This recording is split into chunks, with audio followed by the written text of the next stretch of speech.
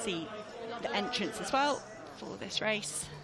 Yeah, this is a wide open race, and it's going to be very difficult to predict. We don't have the kind of outstanding picks, I guess, we had at the junior level when it came to those champions, the athletes who looked perhaps like they might be ahead of the field.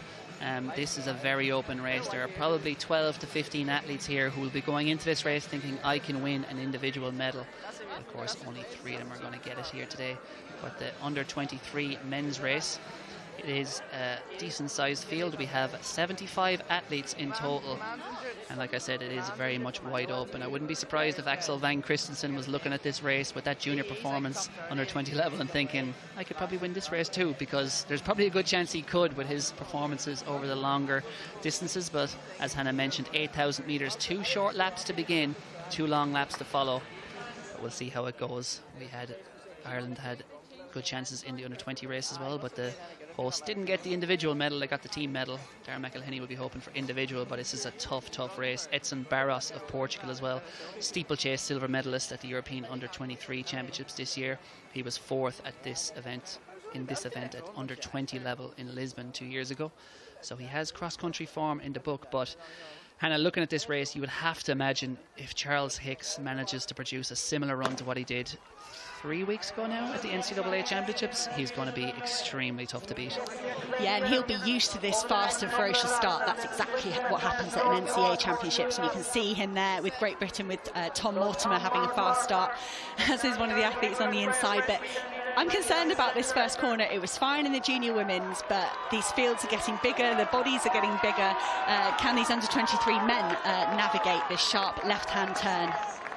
Yeah, it could be quite dangerous, as we see I think that's the Luxembourg athlete there, is that Maurice Querinjean leading out the field, but he's just closing in, and it doesn't look like we have any casualties anyway at the moment at the first turn. And Charles Hicks just slotting in there in second, McElhinney joining him there. They'll all want to be near the front from the outset here, because as we saw in that under 20 men's race, when it goes hard from the gun, if you're not with it, you're not going to be coming home with the gold. We're so used to seeing Jimmy Gressier dominate this race, but he's moved up to that senior ranks. We're used to seeing France dominate that team championships as well, but it could be really different today. We could see a real shake-up in those medals.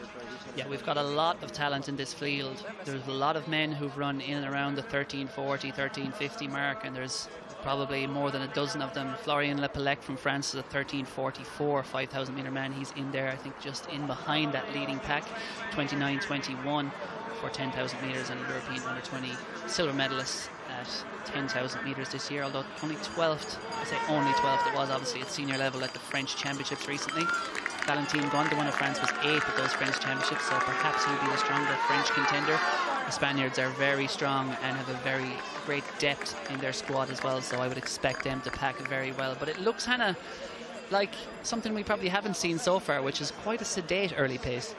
I was just thinking that. I was thinking it's not spread out at all. I mean, it's early days. It's the first kilometre.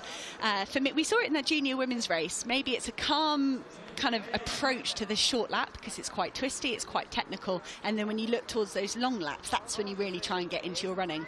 But certainly this field just content to run as a group in this first short lap. Then I'll do another short lap, the same route they've just done, before they embark on that 1500 metre lap. And I was just wondering how grateful these men are that Jakob Ingebrigtsen, who's only 21, has decided to move straight up to the senior men's race rather than contesting this. Well, perhaps he'll do it next year. He'll still be young enough. Yes, if he has any disruptions in his transition from the track season, maybe we'll see him go back to the under-23 race. But yes, I think they would have been very relieved to see Jakob Ingebrigtsen contend that senior race. It's every athlete's individual choice. We'll see Nadia Battocletti take on the under-23 race, when you could argue a 7th place at the Olympic Games merits an attempt at a senior race, but she's decided for her development that's not the right thing. But yes, I think these men will be much more excited about the chance of a gold medal. You always want to compete your best, but to have that gold medal still as a reality without someone like Jakob Ingebrigtsen in the field will have been exciting for these men. Absolutely. We see one of the Spanish athletes appearing towards the front there. He's just settled in behind Leonard of Britain there. That is Aaron Las Heras, wearing the half tights there, and slightly to the right here shot. He is the European under 20 5,000 metre champion from 2019, and he's a 13:42 5,000 metre runner. He's a biology student over in Wake Forest University, a great distance program over there, over in North Carolina, and he's just nestling in the pack. And anyone who remembers that race from Borås in Sweden 2 years ago will remember that Aaron Las-Heras has a wickedly fast finish. So he'll be just trying to stay in contention through these first 7 kilometers before unleashing the famous Spanish kick. It does feel, Hannah, like basically every Spanish athlete appears to have a wicked kick. They do. I just imagine all their sessions are, jog, jog, jog, sprint the 400. But they do, as a nation, they have fantastic finishing speed.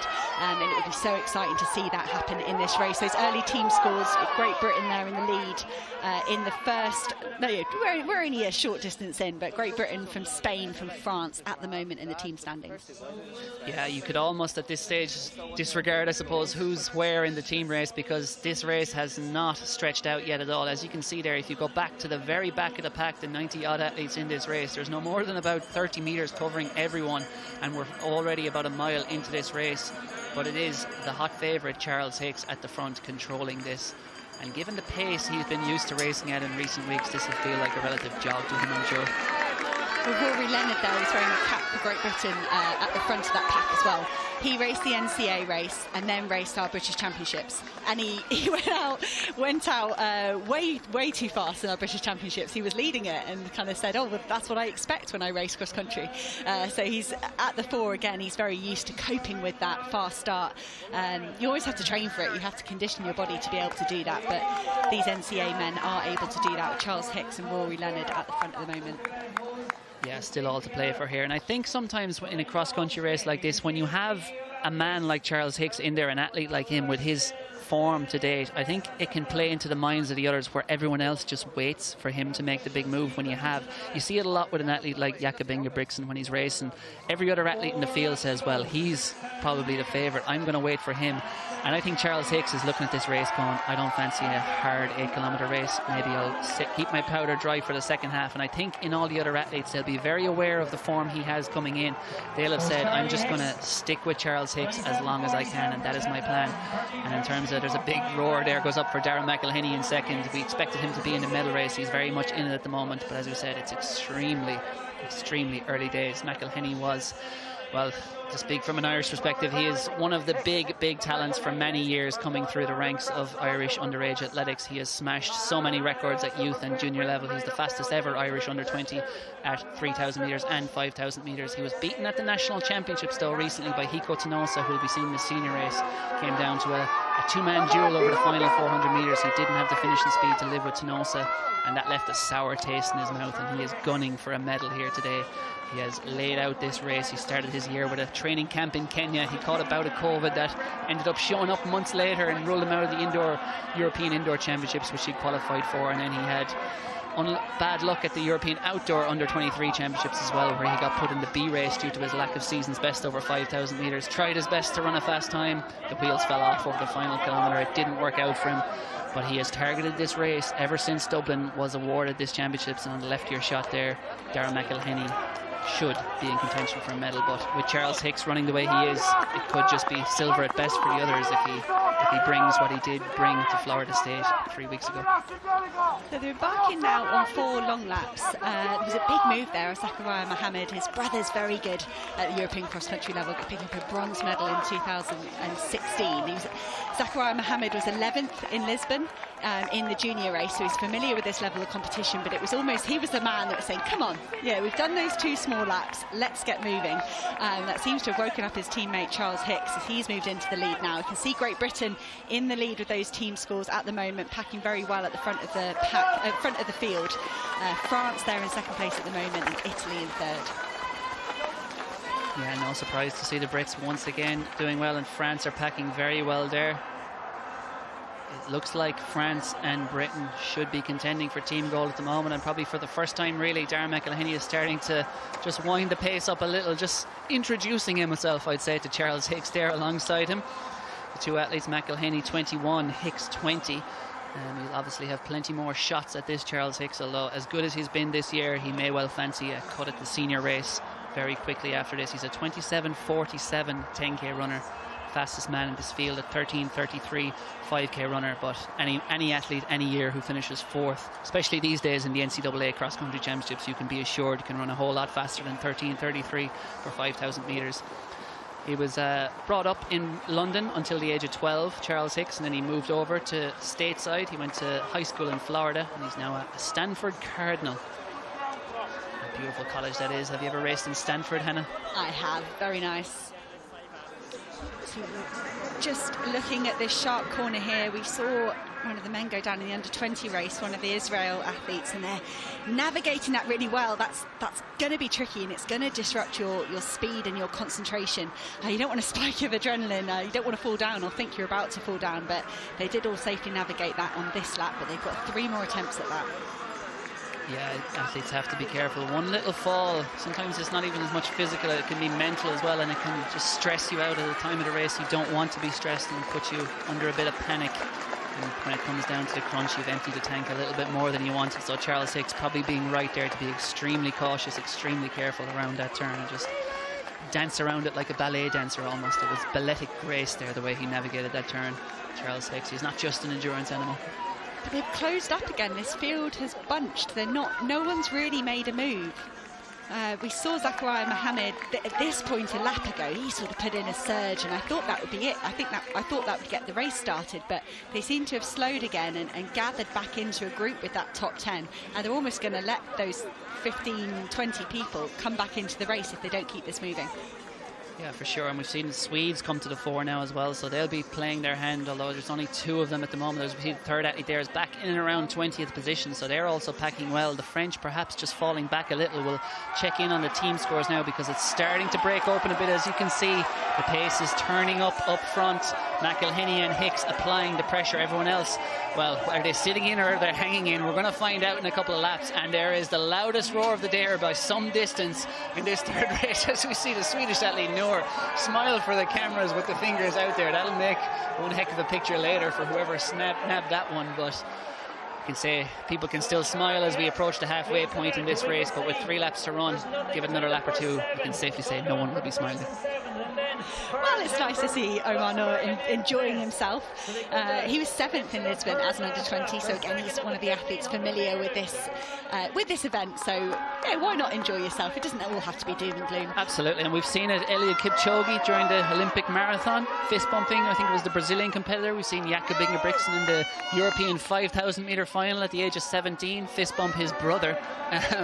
So yeah, great to see athletes Noor there enjoying himself. Like you said, this is just a part of the race where the big contenders like Noor, like Hicks, like McElhinney are keeping their powder dry. It's just about getting to that halfway point as easy as you can, and this is when it all goes down as we approach halfway, and it's Britain firmly in command in the men's race.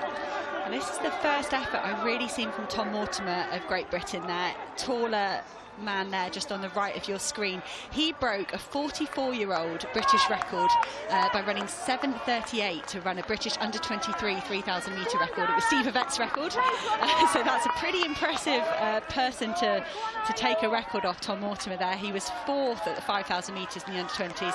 But just as I say that, he's been swallowed up by the rest of the pack, because they are all paying attention to what's going on at the front of this race. Absolutely, and Omar Noor, obviously it's been a breakout year for him. He's back there in 6th in that cap. He's obviously not finding the Dublin weather too much to his liking here today, but he won a surprise silver at the European Under-20 Championships in the steeplechase this year. He's an 8:48 steepler, but he's run 29:18 for 10,000 metres, which certainly would have him in contention here. But obviously a man like Charles Hicks has gone below 28 minutes, and I'm sure Noor indeed could run in and around the 28 something mark as we navigate that very tricky. And you can see how much it's cut up there from those early races. That could be very tricky by the senior races as well. But as it's been for a long time now, Hicks and McElhinney leading the way, everyone else just hanging in. I feel like Charles Hicks navigated that corner very well, ready to put a kick in. I was thinking he's never been out of position. And that, for me, that shows that he's running within himself. McElhinney as well. Neither of them have really been in a bad position so far. They've been able to cover any move, anything that's been thrown at them. But I feel now, for the first time, Charles Hicks might be putting his foot down. He's looking around who can live with this lift of pace. He's using this technical part of the course to ask some questions of his competitors as he moves forward. I think they'll have 2 laps when they come round.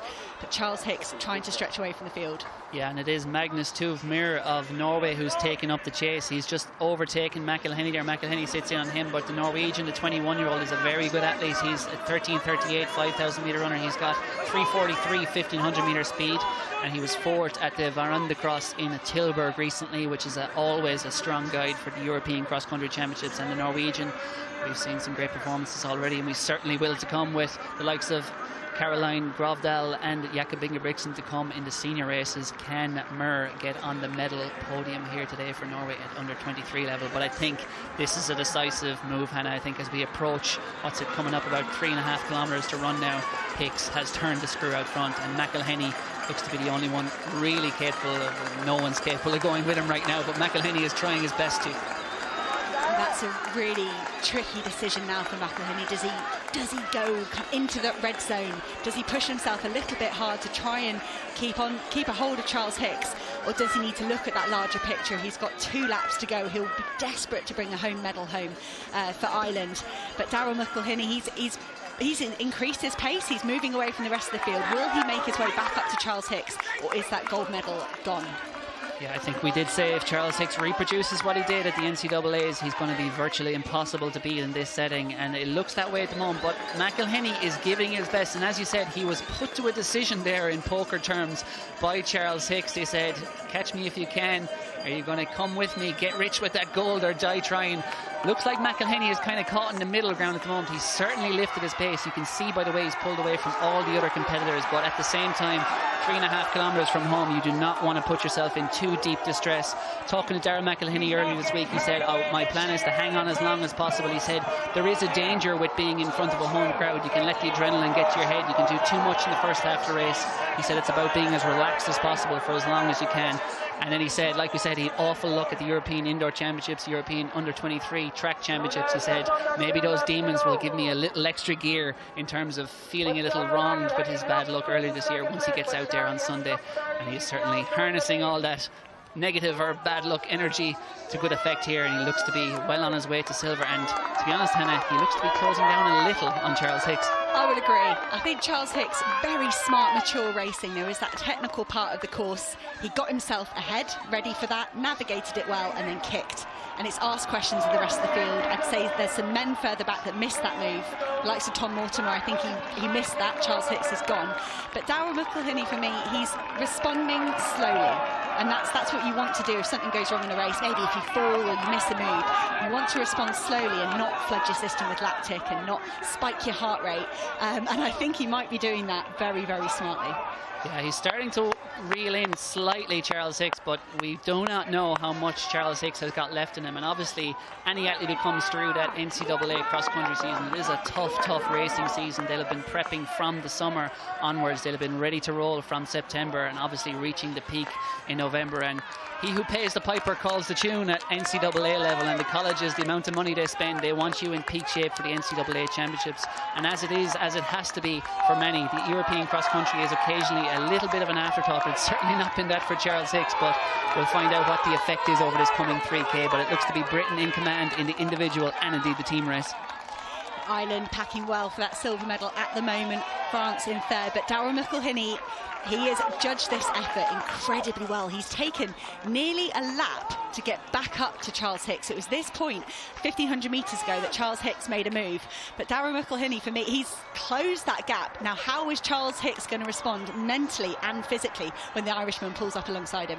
Yeah, I think if you're one of these athletes and you could pick which of them you want to be, you certainly want to be McElhinney, because mentally, Charles Hicks, you've made a big move. You've probably been checking the big screen. You've probably stolen a little glance, and often you can hear the footsteps behind you. It can tell you the breathing you can even hear, and you can hear all those Irish fans probably shouting Darragh's name behind him, and that will just play into his head a little bit mentally. I'm sure Charles Hicks, he'll have to just block that out and say, do what I can do, keep churning the pace and try to just drop Darragh McElhinney and try to be alone. But McElhinney looks to be sitting very pretty right now, the way he has moved, but he still has about 10 metres, and you can be sure if Darragh McElhinney was able to close that, he'd have closed it already for sure.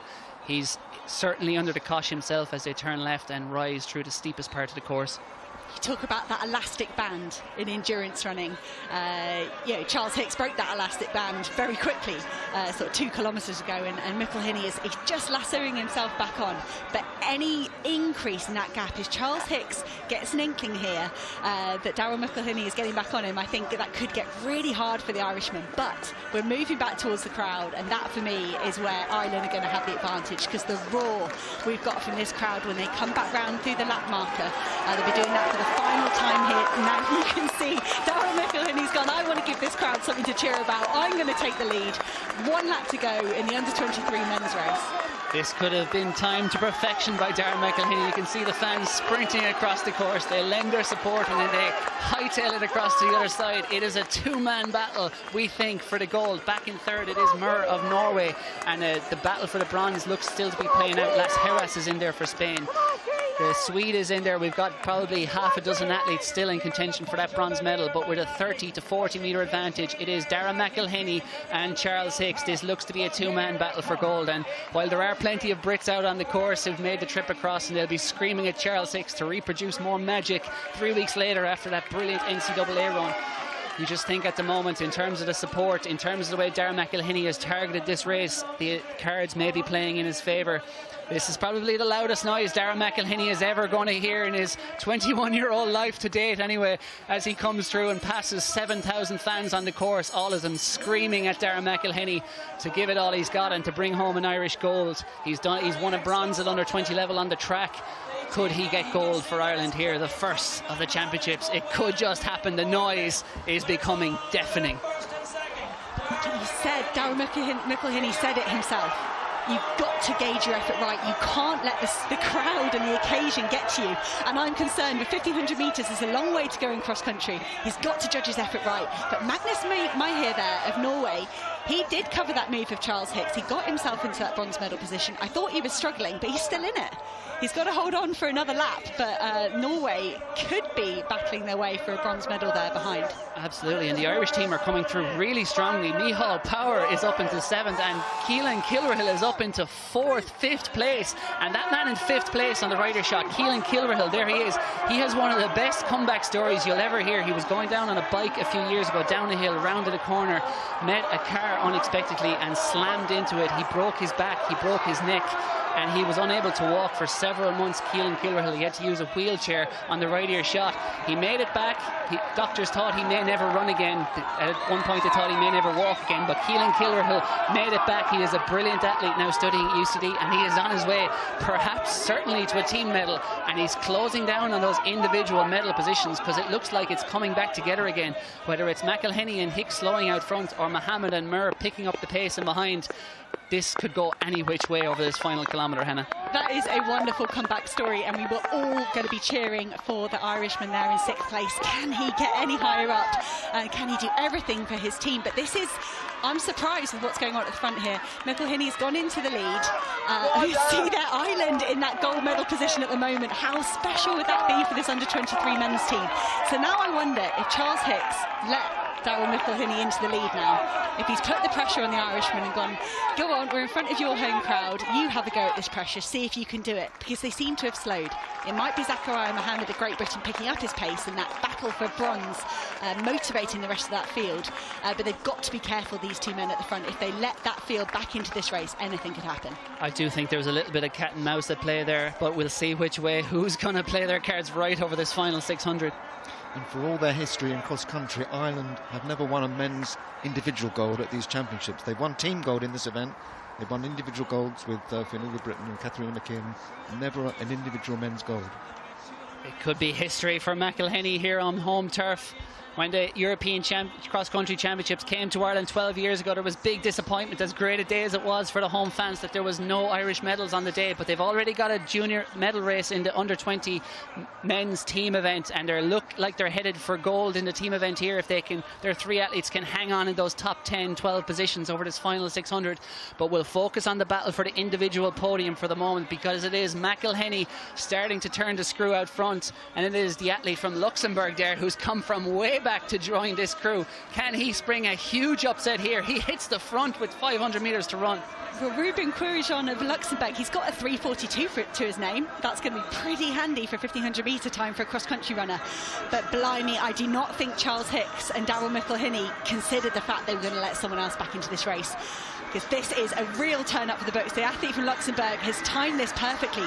This is late in the race, and he's made a fantastic move, and these three now pulling away to secure the medals, but I really can't call what order this is going to be in. Who knows? They're running uphill to the final turn here. This is going to be one heck of a dust-up. Ruben Querinjean has timed it to perfection. He hits the front. He came from nowhere. It looks like he kept his powder dry for the perfect moment, because he has swept to the lead as they run into the final turn. Querinjean ahead of Hicks, ahead of McElhinney. Does McElhinney or Hicks, do they have one last effort in the tank? Querinjean has about a 2 metre advantage as he round the turn, but this is still all to play for. What does Hicks have left in those legs after his long NCAA season? What does McElhinney have left as the home crowd cheers him towards the medal? But Ruben Querinjean is gone for home. 150 to run.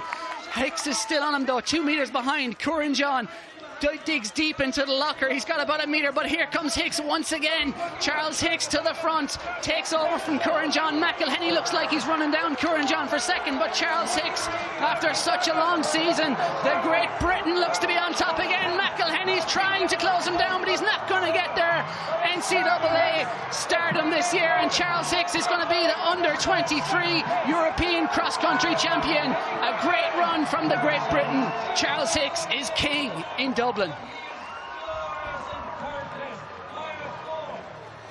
Wow, what a finish. Hats off to Querinjean for having a go at that. He really asked questions. McElhinney and Hicks looked like they were having it all their own way, and they did have a little bit extra in that last 200.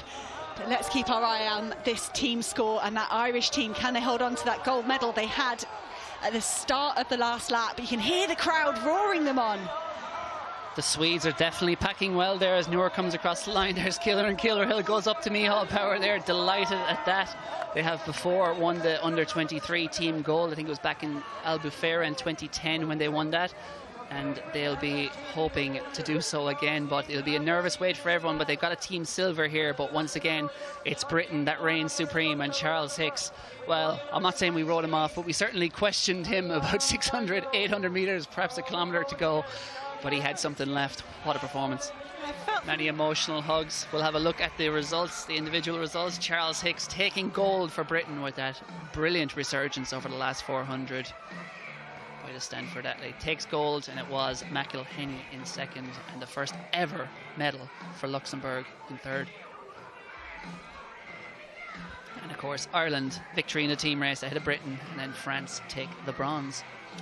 I think we're going to see some crowd surfing.